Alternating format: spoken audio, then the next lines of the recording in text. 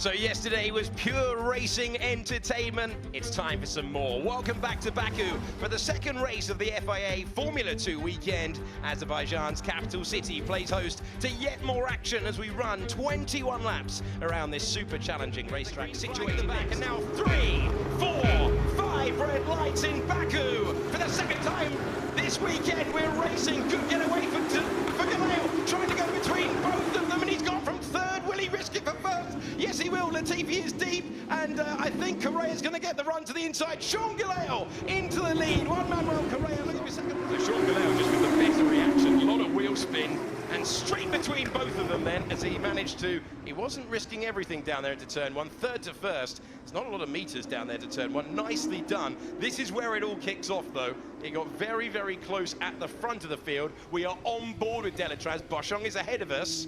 So what is... Oh, nothing he could do. I wonder if there was contact with Calderon from behind, because that's a very odd angle to be going into the corner. So look back. You're looking for the pink Arda, not that one. It's just a lock-up for Tatiana down the inside of turn number 2. Places at the back there as well, but it's his teammate in the lead. Here comes Jack Aitken on his teammate. That could be Latifi and Mazepin, but we're on board with Louis Delatraz, our weekend to forget for the Swiss driver. He was expecting to charge through, and his race lasts no longer than turn number 2. Tatiana Calderon off as well. Yeah, and she's still on the track, as we can see. So I thought we were going to get... I think it's, in some ways, it may be a little bit safer, but I think all we want is a bit of action, and I think this is where they're going to really pack themselves together and hopefully not make contact. You've got to be very, very aware of everybody who's warming up their tyres, but especially when they're braking, trying to get that temperature in there, because the concertina effect, or the speed difference, becomes very, very high, and we have seen that contact, like we said yesterday. Here we go then, back to green flag racing. Great stuff from Sean Galeo. He'll keep the lead into turn number 1. Correa coming under attack from Latifi. Lock up there for the second place man. And going ahead again. But he's not the only one. Here comes Nicholas Latifi into the braking zone. Is he going to be able to take second place? Could be contact. That was so close. Latifi toughs it out around the outside. And that becomes the inside line to take second position. On board with Jack Aitken, chasing the double today. Look how slow Latifi is. First win, Anton Hubert. We've seen a lot of him so far this weekend. He's got Nobuharu Matsushita. Is he managing? So that's Sergio Sede camera coming past him. Or trying to, not managing to. The battle for the race lead. A driver who has won in Bahrain already this year. And Galeo, who knew he had a big opportunity, trying to break the toe, weaving left, weaving right, and Latifi gaining the Canadian driver, looking to take the race lead. Here he is to the inside, and Galeo knows he can't fight back now, but can he try the up and under to get the apex for turn 2? No, I don't think he can. On the defensive is Nicholas Latifi, the new race leader who defends into turn 2. Close. And De Vries looking at Aitken behind, but here comes Correa to the inside of Galeo, and he's managed to take second positions in 2 races. That is third place for Jack Aitken, and the junior Renault driver going brilliantly this weekend.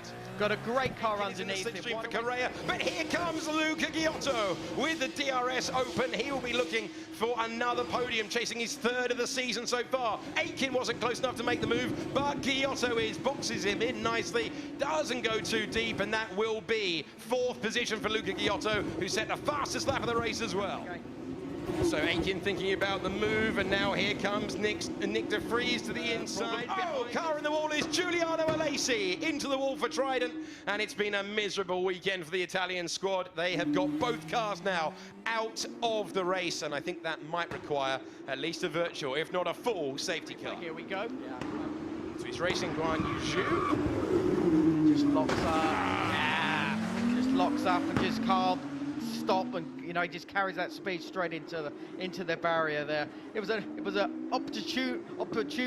I can't even say it now. Opportunistic. That's the one. There we go. Move. But again, he just... And gap of 3.7 seconds reduced to nothing. He will be so frustrated, and that is the problem around Baku. If he experienced at this level, will pick his point to drop the hammer and take us back to full racing speed. Aitken looking very intent The start-finish line is there, and we're underway once again. Nice drop for Nicholas Latifi. He is ahead. Aitken diving down. Oh, has he forced the lock-up? Correa goes into the lead, goes deep, and it's so close to contact once and twice. My word, how did Latifi get away with not getting a puncher there? Correa goes deep, and he's recovered to second place. Giotto hits him, and it's Giotto into the wall. Right, so you go. So there we go to the outside, Jack. Now, this is not really going to happen for him, but he decides to sort of pull out of it. But, of course, it's Giotto behind, who's not really expecting the speed differential to slow up as much as Jack did. And I think that is where he just cleared the back of him, which then put Giotto into the barrier. And not expecting it, and Nikita Mazepin following in there as well. King left with nowhere to go.